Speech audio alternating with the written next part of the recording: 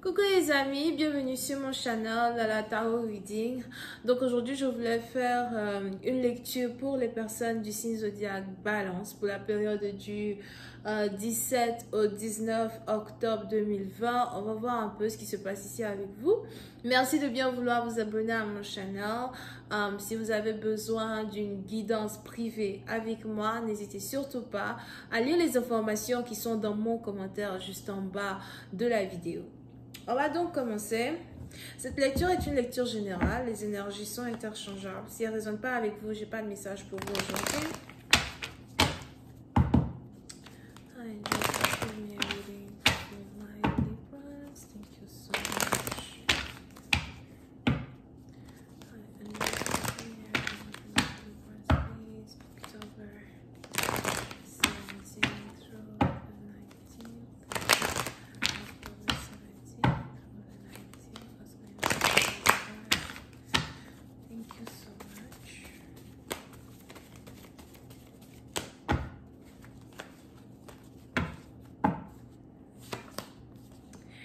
Les balances.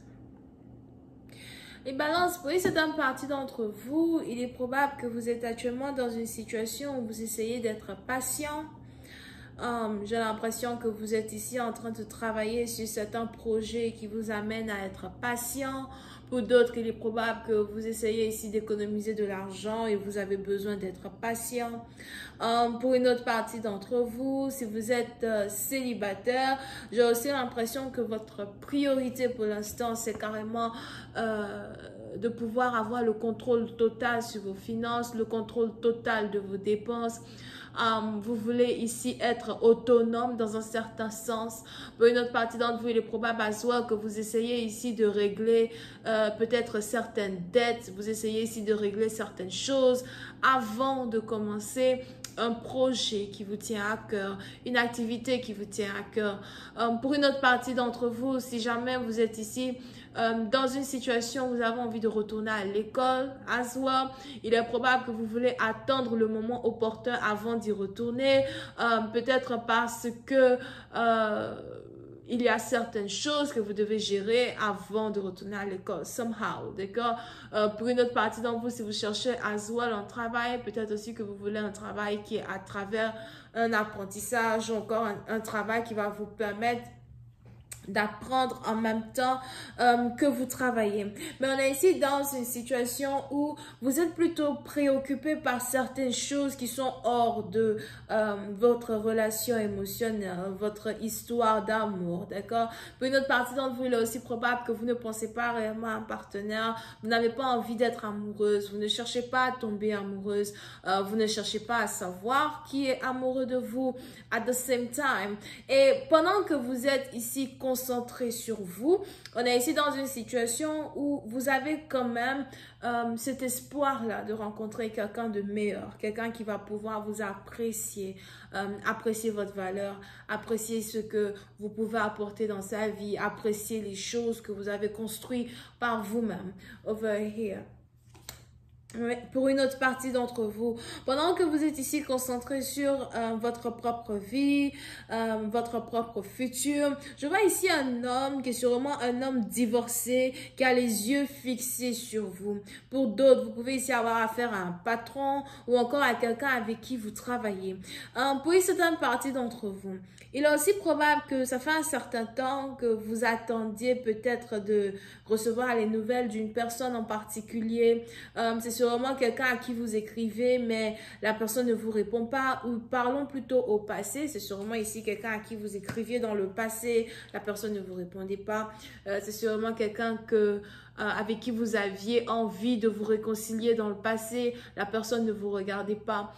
Et on est ici dans une situation où vous avez décidé de passer à autre chose. Parce que si vous avez attendu le retour d'une personne depuis plus de 7 mois, 8 mois, pour d'autres même 1 an, vous vous dites que non, j'ai pas envie de passer ma vie à t'attendre. J'ai pas envie de passer plus d'1 an, 2 ans à t'attendre. J'ai pas envie d'être malheureuse. J'ai pas envie d'être celle-là même qui devient la femme au cœur brisé et qui attend le retour de son potentiel amour. Je veux être ici peut-être même détacher de toi émotionnellement afin de retrouver ma valeur. C'est pas seulement une histoire d'amour de soi, ce n'est pas que je n'ai pas l'amour de soi, mais j'ai pas envie d'être une femme désespérée. Pour certaines parties d'entre vous, il est aussi probable que vous avez décidé de vous détacher d'une personne, afin que cette personne-là puisse reconnaître votre valeur, voir un peu votre valeur. On est ici dans une situation où vous vous dites que peut-être si je te manque, d'accord? Peut-être si je te manque, peut-être si mes conversations te manquent, ou encore si les bons moments qu'on passe ensemble te manquent, tu pourras somehow voir ici l'importance que j'ai pour toi, l'importance ou le rôle important que je joue dans ta vie. Je veux que tu puisses voir ma valeur. Je veux que tu puisses ici voir que je ne suis pas n'importe qui. Ça peut être une partie d'entre vous. Si vous êtes une femme, vous avez donc ici décidé de vous détacher de quelqu'un. Vous ne parlez plus à cette personne, vous n'écrivez plus à cette personne, vous n'attendez pas à cette personne. Mais on a ici un partenaire qui, depuis un certain temps, vous observe. On a ici un partenaire qui, depuis un certain temps, vous regarde. Si vous avez affaire à quelqu'un avec qui vous travaillez, j'ai l'impression que vous avez quelqu'un qui vous espionne, qui jette des regards sur vous quand vous êtes au travail. On a ici quelqu'un qui vous voit différemment.